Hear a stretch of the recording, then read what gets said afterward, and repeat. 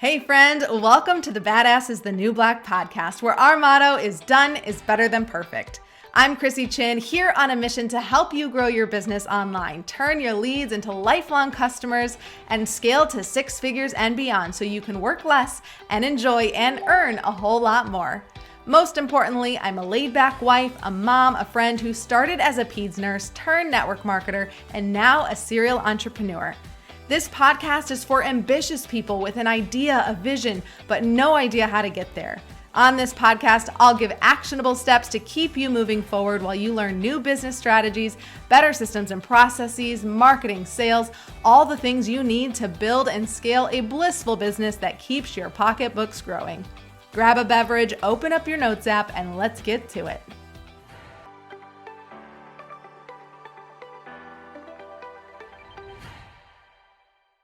Let's welcome Amelia Forczak to the podcast. She's a New York Times bestselling ghostwriter and the founder of Pithy Wordsmithery.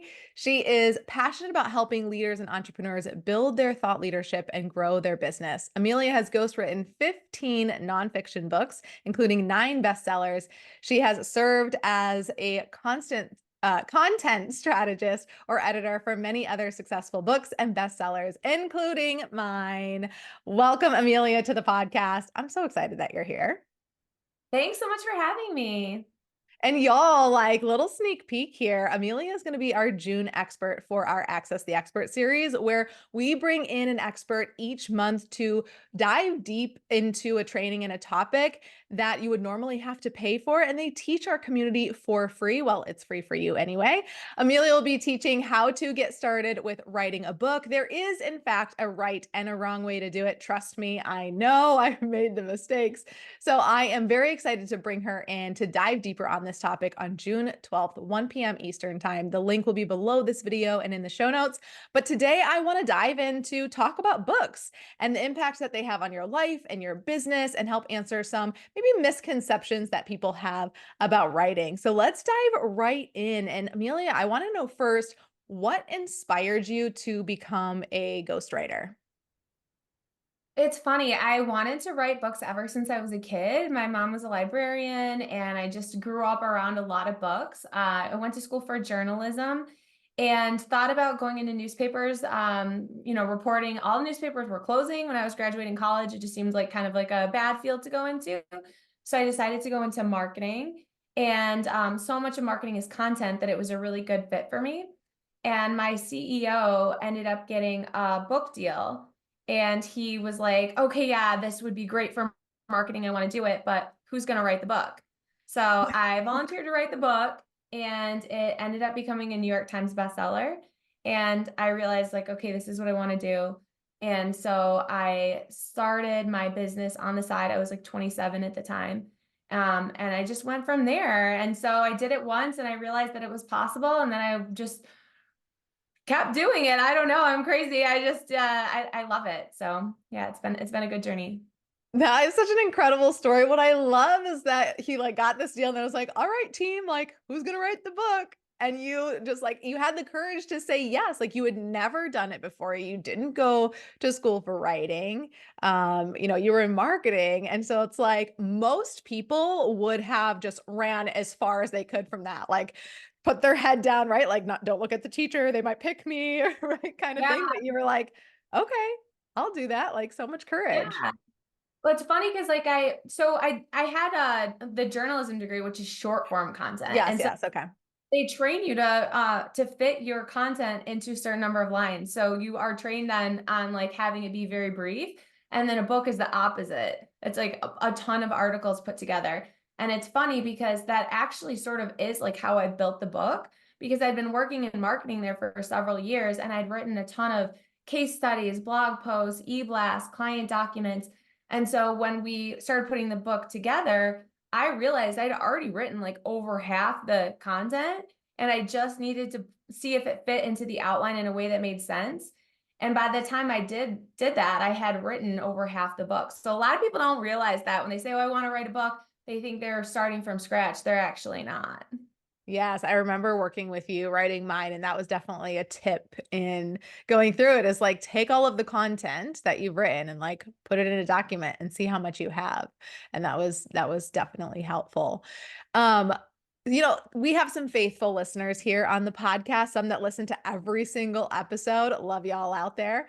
But they might not be interested in writing a book, or at least at this point, they're just listening to the episode because they listen every week. So, what are some reasons why someone might, who hasn't before considered it, might want to consider writing a book?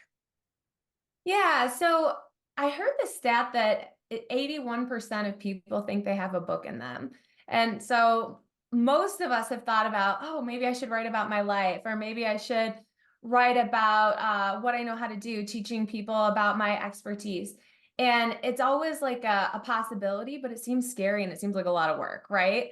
So the thing that holds people back the most is like just being afraid of the project, you know? But I think if people realize that it's not as hard as they think it is, it can open up a lot of doors and be something that seems more exciting than something that feels like it's not really accessible. Hmm. Yeah, I mean, it was definitely a reason that I wrote a book was like I wanted to write it for my business. I wanted like something more accessible for my community to be able to get teachings from me.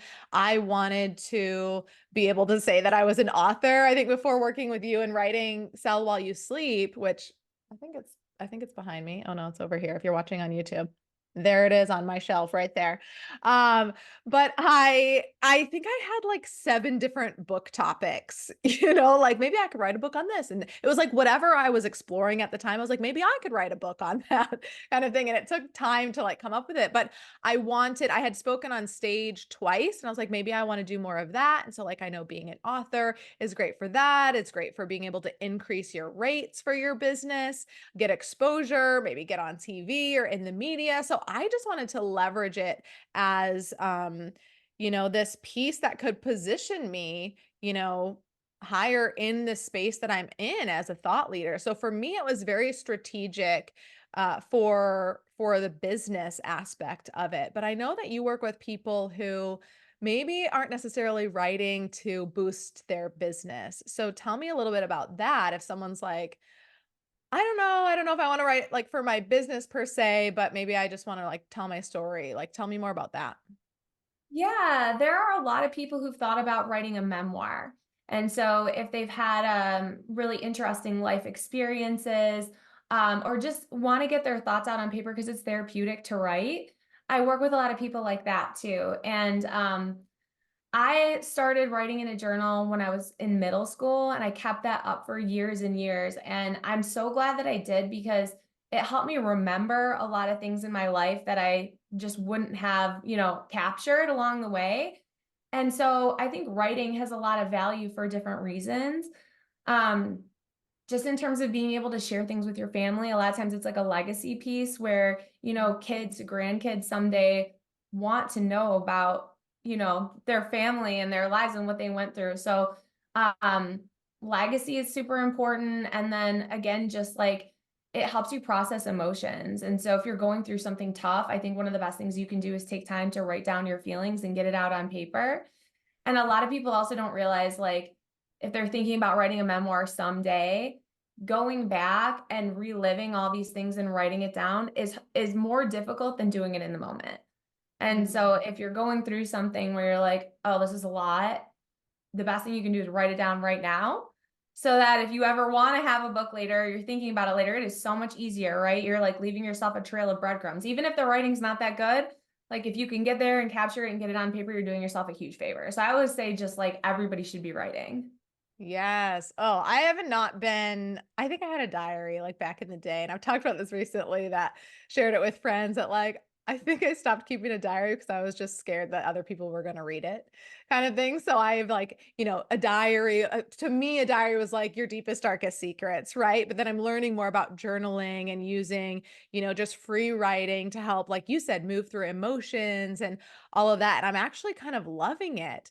And when you mentioned like a legacy piece to be able to share stories, like my dad has already passed. Like I'm young, like he was young, I'm young. My my kids are so young and I don't even remember all of these stories. Like I have to like kind of go to my mom at this point and I'm like, tell me more about, when he had his soap business or, any of that or like I don't know a ton from his childhood. And so it would have been so nice like if he had written a piece or written a book to like share some of those stories and just like what he went through. So, you know, I don't know. I love that. I didn't really think about writing a book just for your family, which could be really good. And like then like you said, therapeutic at the same time.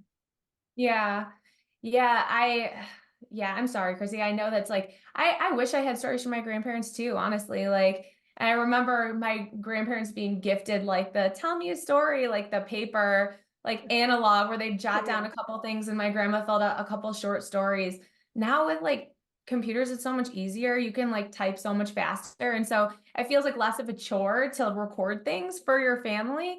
And then the whole privacy thing too, I'm the same way. I think I was always worried that someone was going to read my journal. Now I do everything in the notes app for my phone and I Yeah. password protect it. And so I don't have that fear anymore. And honestly, it's been so freeing because I'm like, if I want someone to read it later, they will. But for now, it's just for me. And I know that no one can get into it. Yeah, yeah, for sure. I do everything in my notes app as well. I think if I opened it up, I think it's up to like 3,700 individual notes, y'all. Like it's insane. I always think about like that moment, God forbid, and hopefully it's not anytime soon, that when I pass and someone like unlocks, they're gonna be like, whoa, there's a lot in here. Like I keep track of my dreams now. So like my dreams have a folder in there. So I love just that idea of like just using something that's accessible, right? Instead of like, oh, having to carry around this pen and this paper, like you might have had to do that in the past. It definitely makes it more accessible to be keeping track of your stories that you may be wanting to put in your book. So I love that tip. I'm not a strong reader. I tend to listen to books now just because I'm always like doing stuff. So that's how I consume my books. But I also have never felt like I was a strong writer. And so I think that was definitely a fear that I had in writing my book was like, I'm not a writer. How am I going to write a book? And that was definitely something that you helped me overcome. And instead of actually writing, I voice messaged like almost my entire book. And a lot of times when I was driving alone up to the lake, I would, get inspired and I would just be talking into my notes app and having to clean that up later. But that worked well for me. So that's kind of what I love is that there's a lot of different options for getting the words down on paper now. What are some of the other tips that you recommend or like these kind of fears that people have or you've, got ways to overcome that? Yeah, I love the talking tip. So I've worked with quite a few authors that have done that. Because Chrissy, you're a great communicator, right? You have all these videos. Talking it out is so easy. And so for people who have that as a strength, the talk to text is so simple and it's also so fast. I started doing that too. And you can get so many words out like faster than writing it. And sometimes it also helps because you're not like judging the words on the paper. I think that happens when you're writing a lot of times. You write, you look at the sentence and you're like, nah. You go back and you try to edit it. And it can take a lot longer because you're constantly kind of like judging yourself and going back. And sometimes it's easier to just get a draft out, even if it's not that good, right? Because editing something is easier than having nothing on the Mhm. page. So Yes. I think getting content out without like censoring yourself is helpful. I've seen some people like this is kind of a weird trick, but you can change the font color and the background color of your page to be the same so that as you're typing, you can't go back and edit yourself. It's like a way to just Oh. trick yourself and then you change it later. But I think the key is to just go for it, right? Like get the content out because I think a lot of times it does end up being better than you think it is. Yeah, yeah, definitely. And what about like just as you were like talking about that like unique things, I just popped into my head of like different kinds of books, like I always like when I think of a book, I think like, oh, it has to be like this really thick book about this intense topic, or it's like we're talking about nonfiction here, right? Like, or it's a fiction and it's a story and all of that. But there's so many different types of books, like what constitutes a book in the book world to be able to say like I wrote a book. Like a friend of mine wrote a book and then I was like, "Oh my gosh, I want to order it." And it's this book, it's actually a really thick book and like a standard book size, but it's just this book of poetry that she's Mhm. written and it's like very beautiful and it like actually goes through this like kind of dark essence in the beginning of like a time in her life and then it moves through to like this lighter more happy time and it's just these pages of poetry that she would write to like release and then she published it in a book. So I just think like it's so different than what I did, but like it's still a book and Yeah. she's still an author. So like what are, just some different types of books that people can be writing? Yeah. So that's interesting. What, like, basically, how long does it have to be a book? Right. I tend to think that it just needs to have a spine. So if it has a spine and there are words on the spine, that feels like a book. If it has like the staples on the end, that feels like a little shorter to me. It feels like something else. And there are books like that too. But generally, if you're doing a book for for adults, having a spine there is kind of what you're going for. And so that's like 100 pages. And there are a ton of ways that you can spread content out to get to 100 pages. I've worked with an author for an entrepreneurship book where he had 17,000 words. And that was, I think it ended up being like 130 pages, but he had a bunch of images. So he had Mhm. a drawing at the beginning of every chapter. And he also had key takeaways that were on their own page, and it spread it out a lot. And it was a good read. And then I don't think people are looking to read something super hefty. Like a lot of people say, like, I want to be able to read it on a flight. And Yeah. so shorter books are great.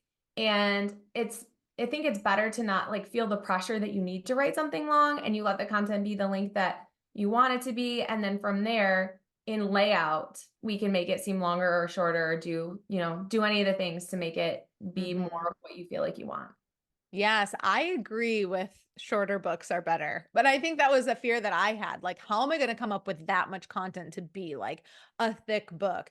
And yeah, but then there's these other, and I think about like the books that I love, and a lot of them are business or self-help books that I'm mostly reading now. But it is like some of the ones with like basically barely a spine. It's like that short book that I can like and the font was big, like probably to get it there, right? But it was like such an easy read and so consumable and I talk about it all the time, or I recommend it all the time. Like it doesn't have to be, like a 300, 400 page book to be a book and be impactful, right? Like I think that's really all what we're going for, like impactful, whether it's making an impact on your business and the person that's going to read it to support them and support your business or for your family to get those stories that you're trying to capture or, whatever it is, like it doesn't have to be massive to be able to make Yeah, an impact. it definitely doesn't. Books are trending shorter. I just saw stats come out on that where in the past like 10 or 12 years, I'm trying to think, it's gone down to I want to say like 230 pages or 240 or Okay. something. Or it's gone down, I think like 30 or 40 pages on average in the past, I don't know, decade. That's not an exact quote, but it was like a downward trend Yeah, for yeah. and I think people are, there's more distractions, people are busier, they want to have shorter books. So, so I think, yeah, going for something shorter is easier, more manageable. And just to give context on that, so I I do like it's called the Authors Club, and we have a live writing session for 2 hours every other week. One of the members in the club did the talk to text for 2 hours, and in that time, she spoke 10,000 words. So Wow. as I just mentioned, that one book that I did on entrepreneurship was 17,000 words. And so that's really not that long. So if you're able to get that content out and talk, like it's very manageable. Oh my God, I love that. Yeah, when we were talking, so if you're new to the book space, you basically talk about books length in words, right? Yeah. Instead of pages. So it was always when we were first talking, you were like, Chrissy, I want your book to be like 30,000 words. And so I'm thinking like, oh my gosh, that sounds like so much. Well, she would have had written a third of the book, in 2 hours time. I think my book ended up being like 45,000. about Yeah. that for the words, and to give like again, then it's based on like the font size and then the pictures and images. But my book's about like just over 200 pages, with like a normal size font and not too many pictures in there. But I wish that now that I know books and like the length, like in words and like what it took and kind of that, I wish every book, like I could open it up and it could say how many words it is, because now I'm like, okay, it's 400 pages, but how many words? Like maybe your font is big or, whatever. How many I words am I wonder actually that reading? I wonder that all the time. That's totally my thought when I get a book. I'm like, how many words is it? Because some are longer. I like memoirs tend to be longer, fiction's longer, but the business books and stuff are, yeah, on the shorter end. Yeah, so maybe we can make that a thing. Yeah, Like, that'd be with great. all of the information in the very beginning about like the publishing and all that, we could be like word count. Like, what's your word Mhm. count? Only the deep authors will. Y'all, when you start writing your book, trust me, you'll be wanting to know how many words. I love this. I love this conversation just kind of around like just for the audience to start thinking like a book should be in your future. Whether you've thought about it in the past or this episode is the first time you're thinking about a book, like, and I think Amelia, you'd probably agree that like everyone should write a book. And then it's a matter of determining what is your book going to be about. And so Yeah. that's what I'm excited to dive into also in the access the experts training, is to help people also come up with their book topic. Because like I said, like I started writing 7 different books, right? Testing it all out. And then you had this process of like helping me figure out like what should the book really be about, and it was incredibly helpful and really like focused. And so instead of like having all of these ideas, I was like, okay, yes, that makes sense. This is what the topic should be. And that was really what kickstarted to like, okay, I've got a topic. Now I can move forward and start writing. And until that point, it was just sort of like, yeah, I want to be an author, like someday, maybe.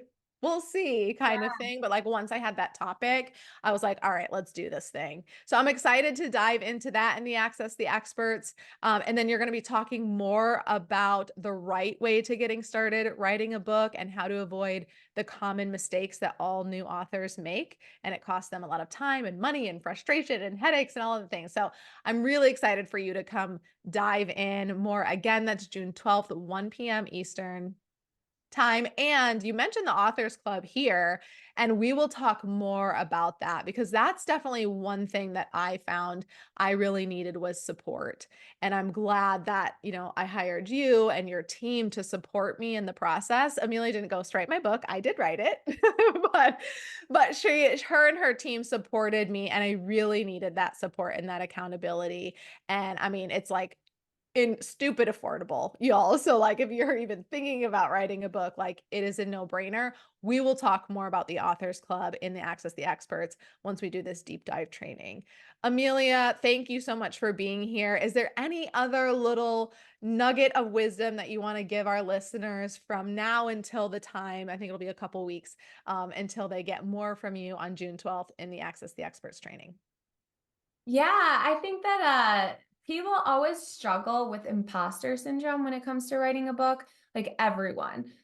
Whether they're CEOs or they just, the most successful people, when I talk with them about writing a book, they always wonder if they can do it. And so if you're feeling like that, that is how everyone feels, just so you know.